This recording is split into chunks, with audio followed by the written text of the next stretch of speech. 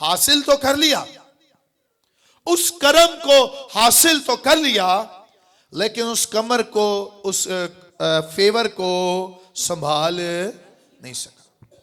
करम की नजर तो खुदा की पड़ती है हर इंसान पर, आप पर, मुझ पर। अभी मैं बता ही रहा था पिछले दिनों में किसी को, शायद नवीद भाई के घर पे थे, कहाँ थे हम, तो मैं बता रहा था कि बड़े बड़े अजीम खादम है दुनिया के, और मैं बैनी हिंद के बारे में बता रहा था, और मैं पाकिस्तान में कुछ वर्शिपर्स के बारे में बता रहा था कि आसमान उनके लिए खुला और अभी तक उन पर आसमान खुला हुआ है।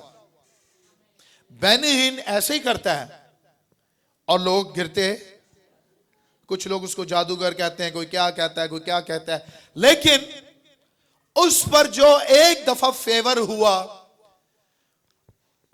वो अभी तक उसकी लाइफ में कायम है।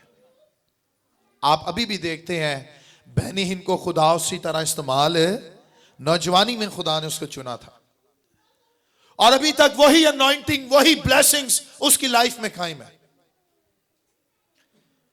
लेकिन कुछ हैं जो गैस के गुब्बारे की तरह ऊपर तो जाते हैं, लेकिन वे फट कर उसकी स्पीड में ही वापस नीचे आ जाते हैं।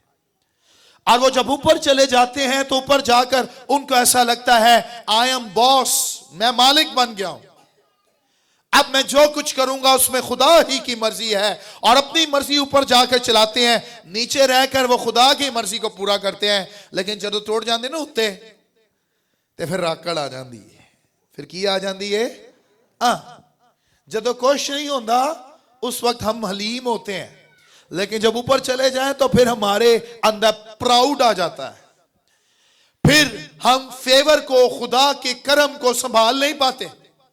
और मैं बताना चाहता हूं जब इंसान के अंदर जब जब गरूर आया है, खुदा ने उसको आसमान से वैसे ही, आप देख लें, सबसे पहले आसमान पर क्या हुआ था, कौन गिराया गया था, वाई, क्या हो गया था, और क्या था वो, खूबसूरत था, क्या था, रोशन सितारा, मॉर्निंग स्टार, उसके बारे में लिखा है। देखें वो एक ना एक पर हिलाता था और उसमें से कितने सांस की आवाजें आती थी, इतना बाबरकत शख्स। लेकिन आज तुहाडे मेरे दरमियान रोल फिर रहा है, जी है ना, रोलदा फिर रहा है, ख्वार हो रहा है, क्यों, वो सुटिया गया, की किया गया है, लेकिन वो अपने घमंड में है कि आई एम किंग। उसने अभी तक अपने आप को किंग ही माना हुआ है, लेकिन वो खुदा की नजर में किंग खत्म, खुदा की नजर में उसका ओहदा खत्म। आज भी ऐसे कुछ लोग हैं, चाहे वो खादम को ले लें, चाहे वो वर्शिपर्स को ले लें, चाहे वो किसी को भी ले लें, एक गीत गा के मशहूर तो हो जाते ने, लेकिन उत्ते जाके फिर गरूर आ जाता है।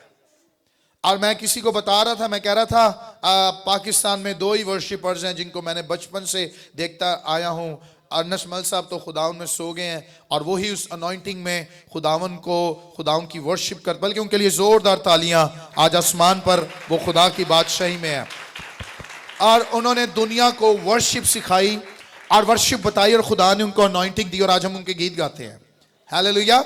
वही फेवर जो खुदावन ने उन पर किया था, और वो फेवर जो उन पर किया था, उनमें से दो खादम तैयार हुए हैं पाकिस्तान में, वर्शिपर्स। और वो खादम जो है, बहुत वर्शिपर्स हैं, मैं उन दो का नाम नहीं लेना चाहता, अगर किसी ने लाइव सुन लिया वो कहेगा तुझे मैं पसंद नहीं, इसलिए मैं दो उन वर्शिपर्स के नाम आपको पर्सनल बता दूंगा। लेकिन मैं बता रहा था कि वो दो जो खादम इस दुनिया में मौजूद हैं और हमारे पाकिस्तान के हैं, और आप जान गए वो कौन है, उनके गाने में खुदा की हजूरी, खुदा की कुदरत जो उतरती है, और गाने वालों के गीत बड़े अच्छे होंगे, लेकिन हजूरी उतरती उनके दरमियान ही है जो उस फेवर में कायम है, हालेलुया। इसलिए मेरे अजीजों, जब हम ऊपर चले जाएं तो ऊपर जाकर फिर हमारी डिमांड्स ना बढ़ जाएं, फिर हम कोई और चीजें ना सोचने लग जाएं, उत्ते जाके भी वही रहना है जड़ा थी थल्ले सा, हालेलुया। मुझे किसी खादम ने कहा, उसने कहा ब्रदर जूलियस, मैं जितना ऊपर चला गया हूँ ऊपर जाने से मैं खुश तो हूँ, लेकिन अब मुझे डर लगता है कि मैं गिर ना जाऊं। मुझे उनकी बात बड़ी प्यारी लगी और मैंने कहा कि आप जिस तरह खुदाउन में चल रहे हैं और हम्बल हैं, खुदाउन आपको इसी तरह अपनी कुदरत में कायम रखेगा। आमीन। तो इस पर खुदा का फेवर तो हुआ, इसके बाप के घराने पर, और बेचारा गया कि इसी कारण अपने प्यो दे गधे लबन गया सी। क्या ढूंढने गया था? डोंकीज ढूंढने गया था, गधे। लेकिन उसको पता नहीं था कि ढूंढते ढूंढते मेरी लाइफ में कैसा काम हो जाएगा। अगर पहला सैमुएल नामा बाप आप पढ़ें, 10वां बाप, आपको इसके पूरा पैसेज नजर आएगा। सुने, बाद में पढ़िएगा, मुझे देखें। यस, जब मैं कहूंगा तब पढ़ना है। तो ये गधे ढूंढने जा रहा है और इसको इसके बाप के गधे नहीं मिले। तो इसको इसके गुलामों में से एक ने कहा कि यहां इस एरिया में खुदा का बंदा सैमुएल मौजूद है जो बड़ा नबी है, और वो हमें बता सकता है कि हम कहां से उन गधों को ढूंढ सकते हैं, लोकेशंस बता सकता है। तो ये गए उसके पास और देखे खुदा का फेवर। आप कहते हैं कि मेरे लिए कोई बंदा खुदा ने तैयार नहीं किया। जब खुदा का फेवर होता है तो खुदा पहले ही से लोगों को आपके बारे में बताने की कुव्वत रखता है। हालेलुया। और देखें सैमुएल क्या कहता है साउल को, 15वीं आयत। माइक्स तैयार रखें भाई इमरान।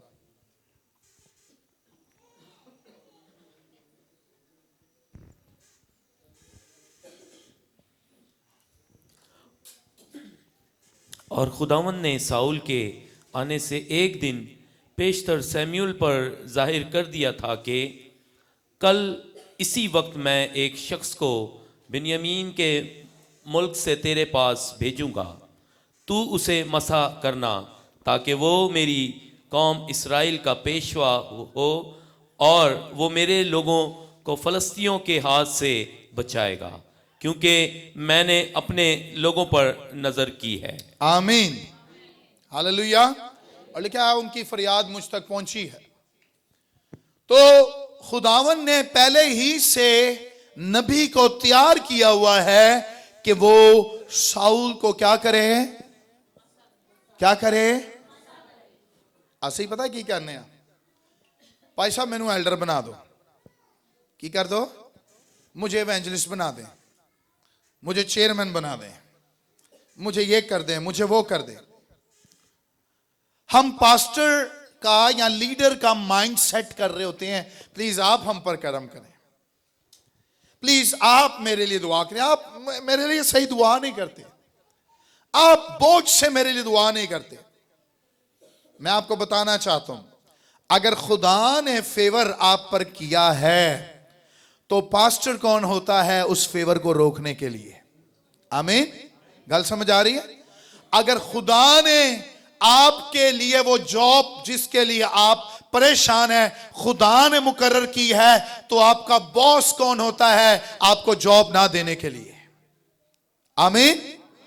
अगर आपने कहीं कोई चीज अप्लाई की हुई है और वो आपके हाथ में नहीं आ रही, वो वीजा हो सकता है, वो आपके कोई भी डॉक्यूमेंट्स हो सकते हैं, तो वो औहदेदार कौन होते हैं आपके उस सर्टिफिकेट को रोकने के लिए जब खुदा ने आगे बंदा तैयार किया है।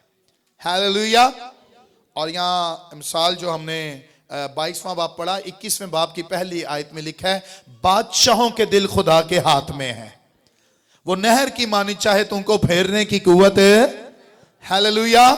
तो जब खुदावन ने बादशाहों को आपके लिए तैयार किया हो, जब खुदावन ने नबियों को आपके लिए तैयार किया हो, जब पास्टर्स को आपके लिए तैयार किया हो, तो कोई नहीं है जो आपको खुदा की खिदमत करने से रोके। आमीन।